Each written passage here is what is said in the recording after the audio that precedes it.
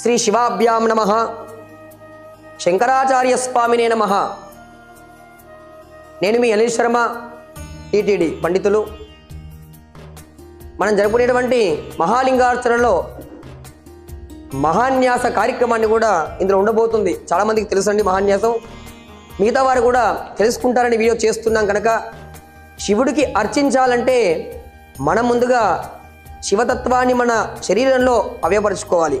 కనుక మన యొక్క దిగ్బంధన, మనం ఉన్నటువంటి స్థలంలో శివుణ్ణి మంత్రమ్మ చేత దిగ్బంధన చేసి మన యొక్క ప్రతి శరీరంలో, ప్రతి అవయవాల్లో, ప్రతి నరాల్లో శివతత్వాన్ని కూడా, శివ మంత్రాన్ని కూడా అనుసంధానం చేసుకొని మనమే శివుల్లా మారి శివుడికి అభిషేకం చేసినటువంటి ప్రక్రియే గొప్పదైనటువంటిది మహాన్యాసం.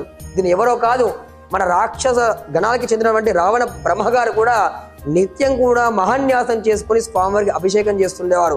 ఒక రాక్షసుడికే స్వామివారు అదృష్టాన్ని కలిగించారంటే మరి సామాన్య భక్తితో మనం చేసుకుంటే ఇంకా భగవంతుడు ఊరుకుంటాడా? అడిగిన వరాలన్నీ కూడా తీరుస్తాడు.